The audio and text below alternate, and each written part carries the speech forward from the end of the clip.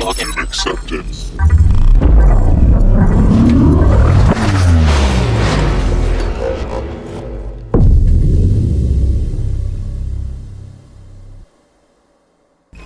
The NCA team and Cyberforce team. And this year I'm currently on the CCDC team.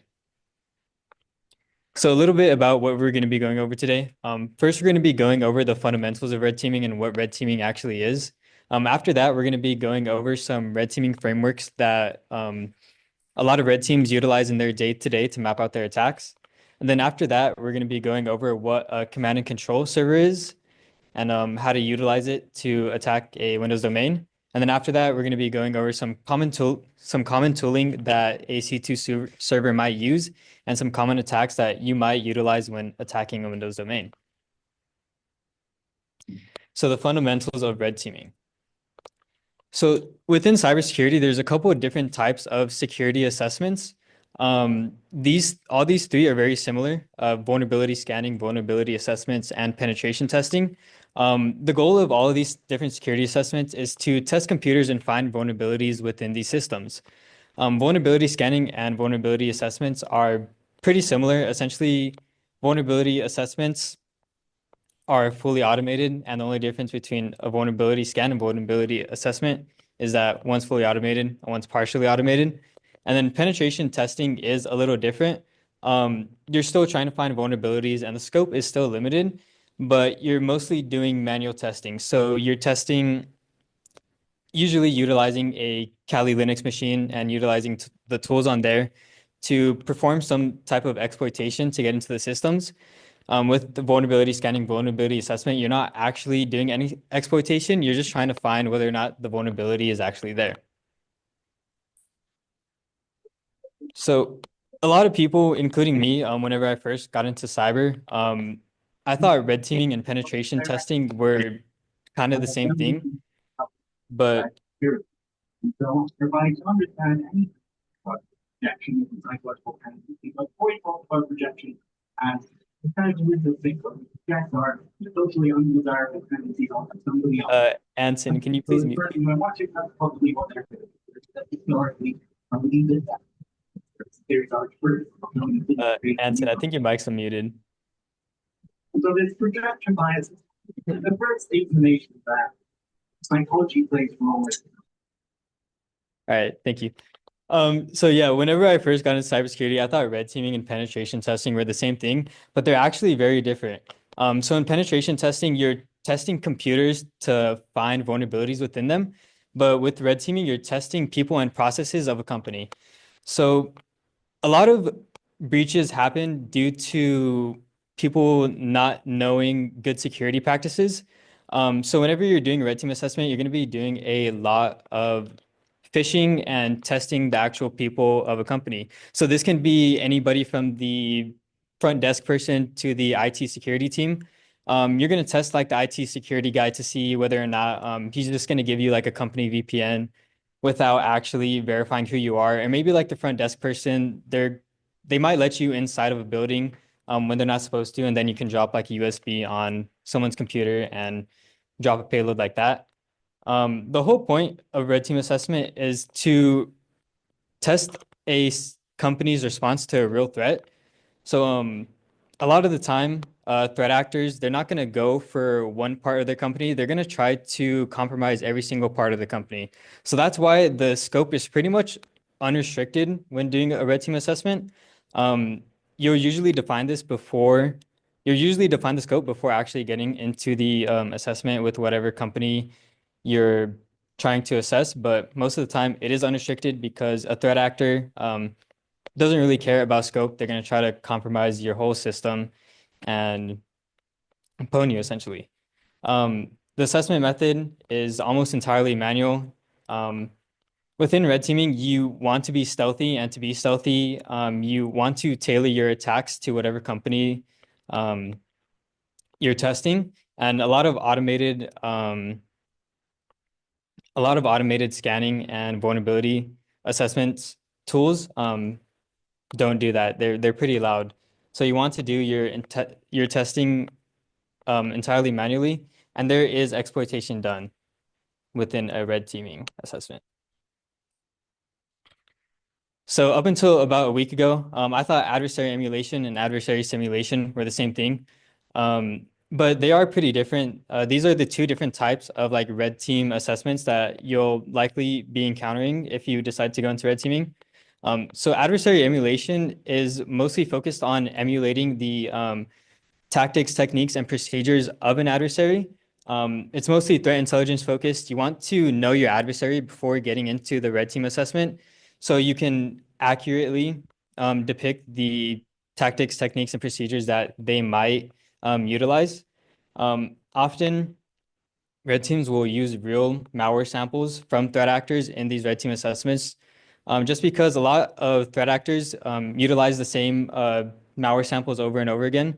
So if a security team knows the TTPs of the threat actor that they might encounter, they would be better equipped to defend against that. And also in adversary emulation, there's predetermined steps and actions. Compare this to adversary simulation. It's mostly tradecraft focused of the red team.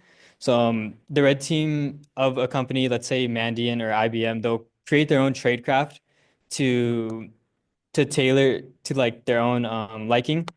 Essentially, tradecraft is what you're creating yourself. You're not emulating or stealing someone else's stuff. You're creating your own stuff. And within adversary simulation, you just use whatever tools better fit the engagement. You can figure this out by asking whatever company, like, hey, like, do you want us to run ransomware on your company or whatever? You usually ask them before that actually deploying ransomware on their company. You don't want to deploy ransomware on someone's company that doesn't want to. And you choose your own path. Within red team engagements, you don't within actual threat actor, you might not know what they're gonna do. So to be accurately prepared for the unthinkable or something that might not happen, it's best to choose your own path. So then going over some red teaming frameworks, um, the main red teaming framework that a lot of companies utilize is the MITRE ATT&CK framework. Essentially, what a red teaming framework does is it kind of maps out all of the different stages of a attack. This isn't very linear. You can see all of the different steps happening within the MITRE ATT&CK framework. Like I said, it isn't linear. You can do recon, then resource development. And then once you get initial access, you might want to do defense evasion, or you might want to escalate privileges um, before you get persistence. And then, if you escalate privileges, you might want to do some data collection or install a command and control on your workstation or whatever host you're on. So these frameworks, they're just a guide for red teamers and also blue teamers to kind of map out what an attack might look like. Going to the actual MITRE website and looking at the MITRE ATT&CK framework, you can see that there's a lot of different tactics, techniques, and procedures within all of the different stages of a attacker's lifestyle. If you clicked any of these blue links, it'll lead you to that specific technique, and it'll also explain it, and it also tell you what threat actors have used that technique in the wild. So let's say if I wanted to learn more about lateral movement and remote services, I can press the remote services and it'll explain the whole technique and also the threat actors that might utilize that technique. So another popular red teaming framework is the Lockheed Martin Cyber Kill Chain.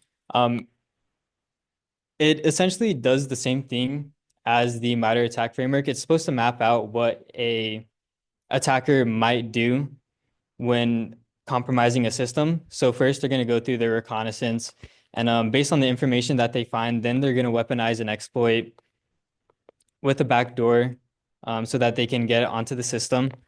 And then they're going to figure out a way to deliver that payload. Delivering the payload, it can be via phishing with an email, maybe through like a website. You like click a link and it downloads malware on your system, or they might do something physical, such as a USB. If you ever find USBs on the floor, don't pick them up and plug them into your systems. It could be pretty bad. And then once you are on the system, then you would want to exploit some vulnerabilities um, on the system to execute like vulnerable code. Um, and then after that, you're going to install your malware onto the asset. This could be something like a beacon or ransomware. And then once you install like your malware, such as your beacon, then it's going to beacon out to your C2 server so that you can get remote code manipulation of the victim. And then after that, you're going to do your actions on objectives. This can be something such as data exfiltration. And yeah. So actually going through command and control, um, a command and control framework is essentially what you're going to be utilizing to perform a lot of your exploitation once you have dropped your malware onto the system. So why use a command and control framework? Command and control frameworks are very good for collaboration. A lot of C2 servers have this thing called multiplayer where you can have multiple operators working on the same server. So you can share and manage your beacons. If you guys have ever utilized something such as like Kali Linux, you have probably gotten reverse shells on a couple of different systems, but you're only able to access those reverse shells through your computer. You can't collaborate with anyone else unless they were to physically go onto your box. So that's something that C2 servers fixed. It allows for good collaboration. Um, Command and control frameworks are also very efficient. I know at least whenever I'm doing some like pen testing stuff, all of my tooling is like pretty much all around my Kali Linux box. I have just like random different tooling and different files, and I never know where all of my stuff is.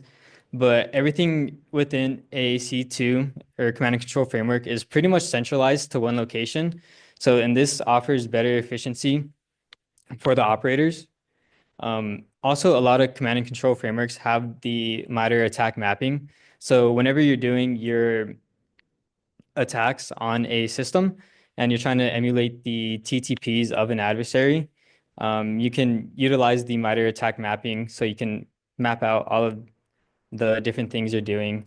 It makes it easier for whenever you're trying to write up a report for your client. And also accountability. A lot of command and control frameworks have some sort of logging system, so you can see what commands are run on the C2. Let's say if you make like a really bad OPSEC mistake, such as like making one of your beacons sleep zero, and your whole red team engagement gets messed up because of that. You can usually find out who did that um, by looking through the logs. So yeah. And also going over the C2 architecture. So usually C2s have something called a team server, which is going to be where you're going to be performing a lot of your attacks, where you're going to be doing your development for your payloads, and also where you're going to be managing your beacons.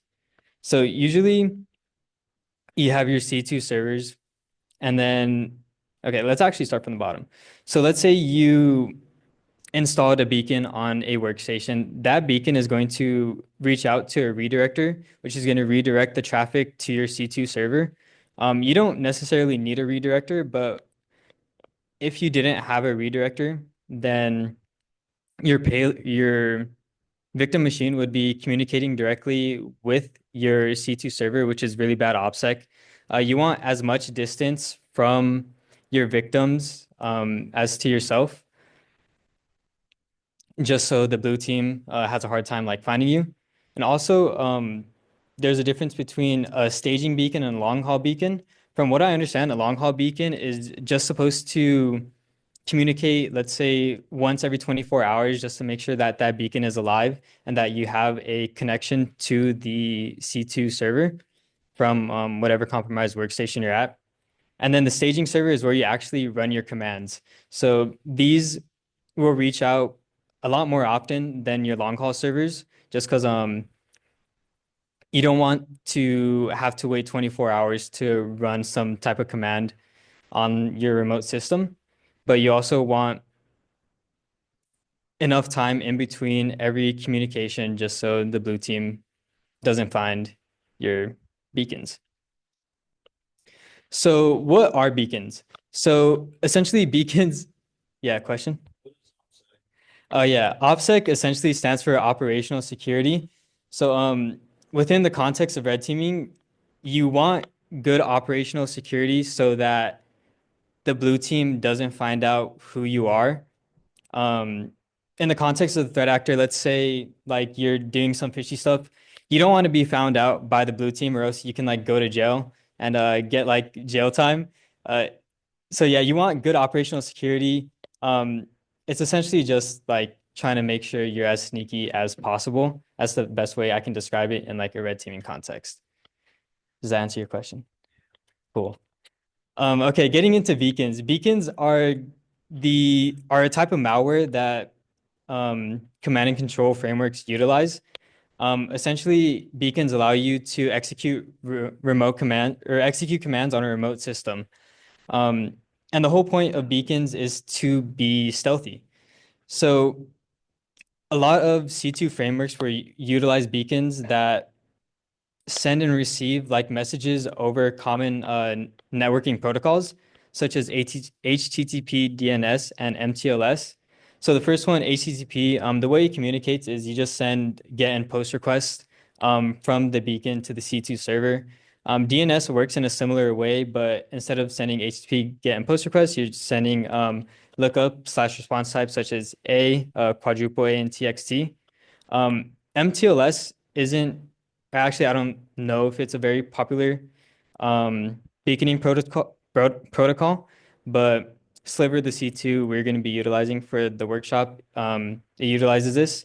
And essentially, the way MTLS works is you have a certificate, and both of the C2 server and the implant need to present valid certificates to each other. And this prevents any type of like interception um, and viewing of payloads to like something such as like Wireshark. And then you also have staged versus stageless beacons. A staged beacon reaches out to the team server and it waits for a more complete program so you don't burn your shellcode. Um, and a stageless beacon contains everything you need for reverse shell callback, so it's a more developed malware payload. So the way I understand so the way I understand stage versus stageless is stage you'd want to utilize it in initial access when you're fighting off various like endpoint detection response systems or antivirus systems. You don't want to burn like all of your shellcode and your malware before you've fought off the EDR system. And then stageless, you'd want to utilize it whenever you've fought off the EDR systems and you're in like a highly segmented network and you're trying to pivot through multiple systems. That's like when you'd use a stageless payload. So looking at a Wireshark capture of a malware implant that utilizes the HTTP protocol, you can see that the team server, which is the server that I have my beacon on, or that I have my C2 on, that's at 192.168.1.2. And then it's reaching out to 192.168.1.165, which is where I have my malware implants on. So you can see that this is like pretty plain text. If a defender saw this, they'd realize really quick that, hey, why is this IP reaching out to my workstation? This isn't normal. So this is kind of an example of why you want good OPSEC. Um, any good blue teamer would quickly realize that this is fishy and would likely investigate this traffic a little more. So there are a lot of different C2 frameworks, but here are some very popular ones. They all pretty much accomplish the same thing. Cobalt Strike and BRC4 or BruteTel C4 are both paid C2 frameworks. Um, all of these different C2 frameworks support different protocols and can offer implants that run on different operating systems. So Cobalt Strike only supports Windows, whereas Boot C4 supports Windows and Linux implants. So let's say you're using Cobalt Strike and you're trying to generate an implant for a Linux server, it doesn't work because you can't. Um, and also, most of these are pretty easy to set up, in my opinion. I've actually never set up Mythic, so I don't really know. I stole that from someone. But but yeah, I think the difference between like a paid C2 and a free C2 is the amount of vendor support you get. Um, I'm in a couple of like red teaming discords, and usually the team from Cobalt Strike is pretty responsive and they're pretty good at what they do. There's often really good updates um, for Cobalt Strike. Whereas Sliver, like I'm literally just asking around for like help from people because there's like pretty much no vendor support from Bishop Fox. Um, so yeah, if you can get your hands on Cobalt Strike, it's really nice because there's a lot of documentation and people that can help you. Whereas Sliver, you kind of just have to figure stuff out and ask around. So actually getting into how to utilize a C2 server, if you guys are going to be coming this Friday for our Friday workshop where you're going to be utilizing a C2 and hacking into a Windows domain. This is going to be very important. So pay attention a little bit.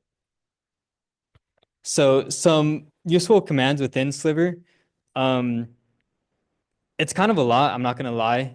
But once you like start actually like getting into it and like utilizing these commands just over and over, they become pretty intuitive. So Sliver within the Kali command line interface is just going to start the server, and then it's going to prompt you into the actual like Sliver C2 server. So Armory install is just going to install a bunch of tooling um, onto your onto your system. We're going to be going over some of the tooling later. HTTP just starts the HTTP listener.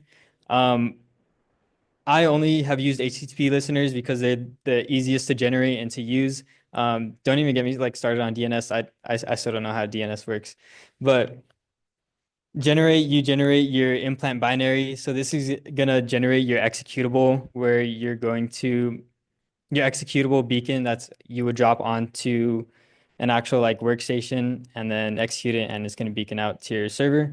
If you just type in implants, it's going to list all your implant builds, beacons, how you manage your beacons.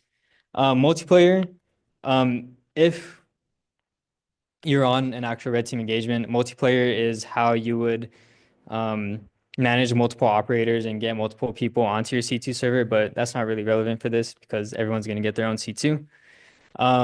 Use, just switch between beacons. Um, so there's actually a difference between a session and a beacon. A beacon usually sleeps for a little bit before sending out its command. Um, if you utilize a session, then it's going to send out the command instantly and you don't have to wait for your beacon to sleep and receive like an output back. Interactive is the way you would spawn a session, and sessions how you manage it. Um, PS exec is a way you would move laterally between systems.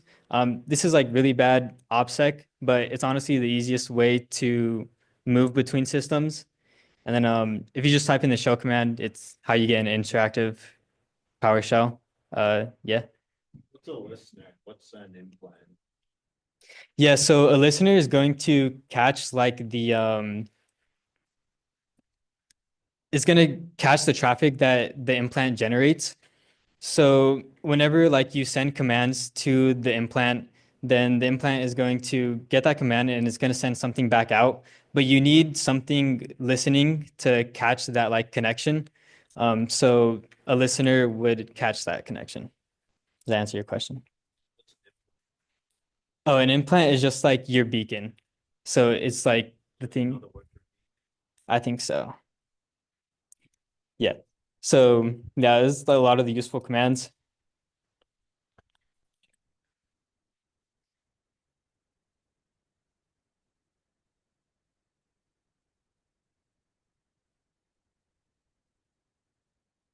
Yeah, so here you can see I'm generating a beacon that calls back out to 192.168.1.2. That is the IP of my Kali Linux machine that's hosting the Sliver C2. Skip symbols and debugs are, I don't really know what they do, but you should add them. Tag J stands for jitter, and usually set it to 5 or something low. And then tag S stands for sleep. Sleeping, it's pretty much just tells the beacon how long to wait to actually communicate with the team server. So here, the sleep is set to 5. So every 5 seconds, it's going to call back out to the team server to get a response. And I do tac OS to generate an implant for Windows. And then I just type in implants and it lists all of my beacon implants. And then HTTP, start the listener. And then for this workshop, you guys are going to have initial access onto the box. So you're going to have the login into the Windows machine. So you can just do something such as invoke web request and download the beacon onto the workstation and then just run it. And then whenever you run it, your Sliver C2 is going to pop out with beacon saying that there's a beacon coming from 192.168.1.165. And then you just press use and then you type in 190 and then tab and it's going to automatically like complete it. And then spawning an interactive session, it's pretty annoying having to wait 5 seconds for your commands to go through.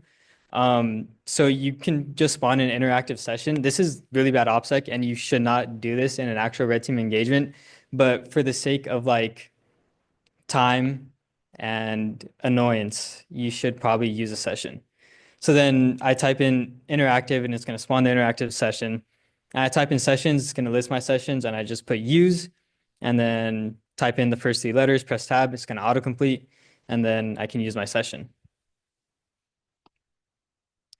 So going into a couple of different tools that you guys should be utilizing to actually like enumerate the domain.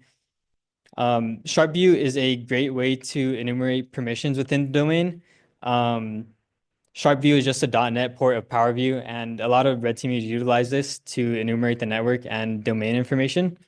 So yeah, it enumerates domain information, user permissions, group permissions, and computer information. So here you can see I'm utilizing SharpView to get some domain information. So you can see that the force is called marvel.local and the main DC that I can connect to is rocket tag DC01.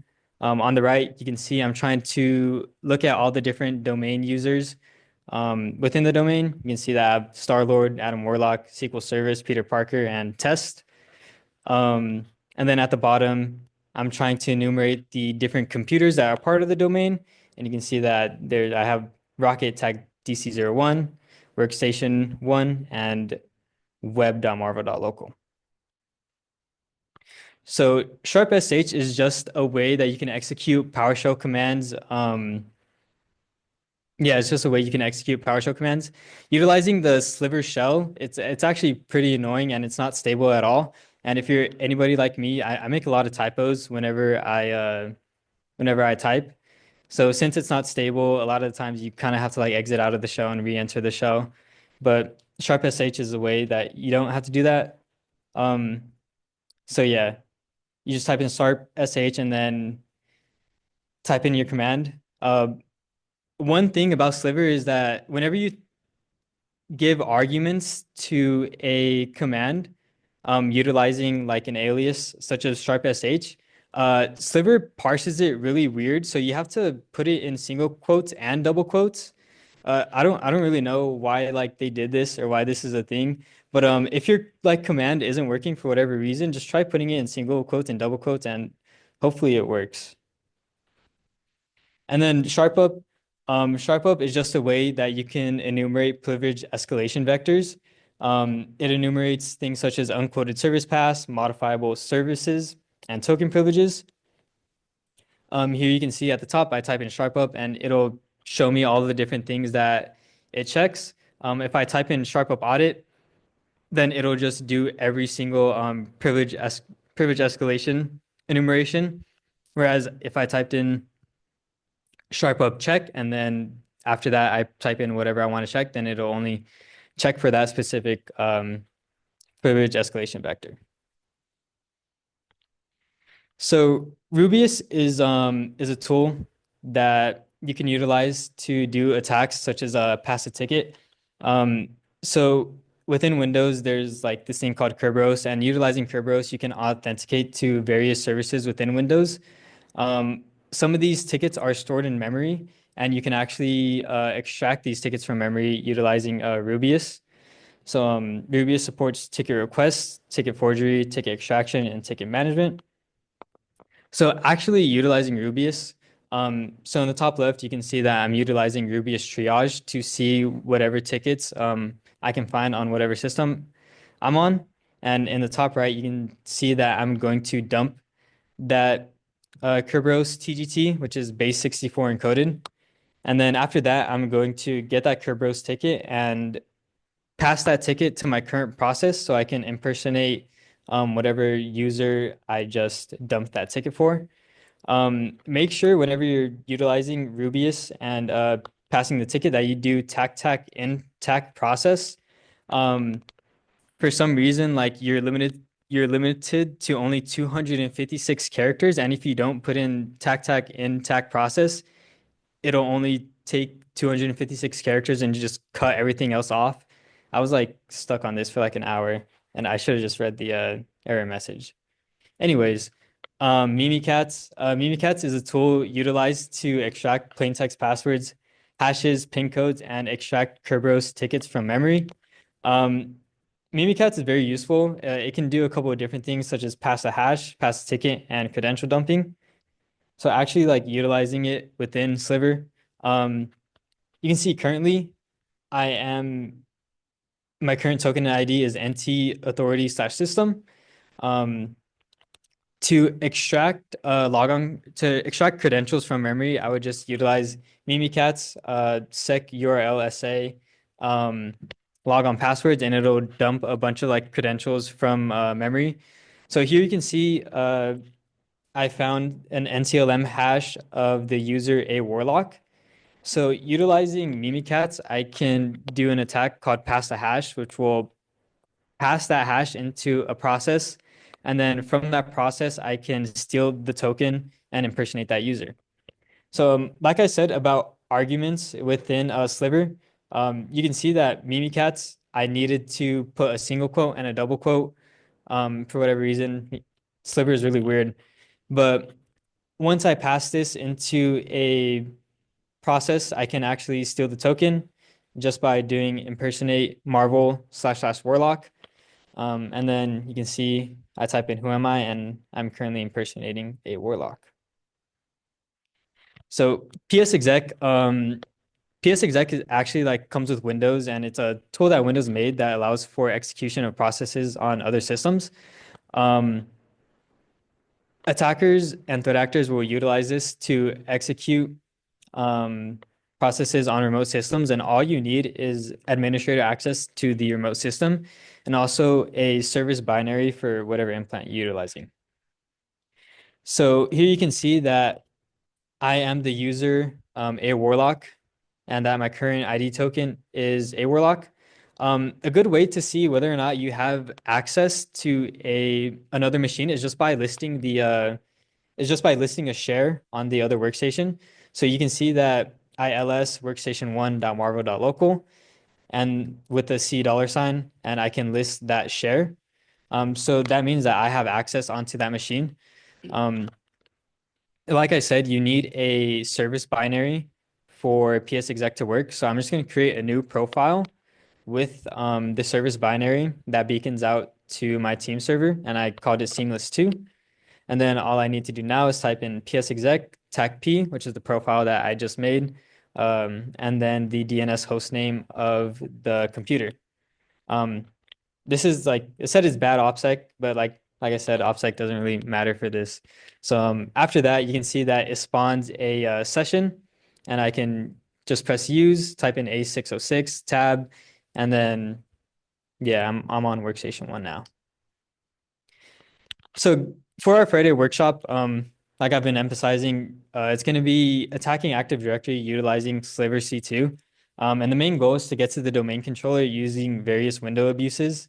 The environment is assumed breach, like I said, so you're going to have desktop access to one of the machines. You're going to have one Kali VM that runs the Slivers team server. And then the environment is comprised of one workstation, one web server, and one DC.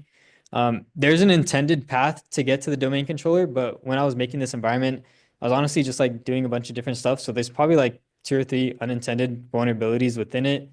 So yeah, go crazy with the environment.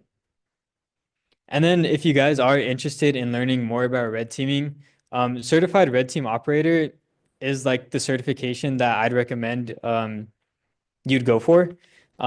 Whenever I started getting into like offensive security and like red teaming, didn't really know um I didn't really know anything about offensive security or red teaming. And then this like certification like pretty much like taught me everything about red teaming. You utilize Cobalt Strike, which is like I said, it's 5,900 per year per operator. So that's like pretty nice to get hands-on experience with that. And yeah, pretty much like the whole time during like this making the lab and the presentation, I referenced this course like pretty much the whole time. And also, if you guys don't know like much about like Windows abuses and like penetration testing in general, we have videos on our YouTube channel about like penetration testing and red team concepts. So if you guys like want to learn more about that, we have videos from last October um, going over all that stuff. But yeah, any questions? All right, I don't think there's any questions, and there's nothing on Zoom. So thank you all for showing up today. I hope to see y'all Friday. If you haven't, please sign in.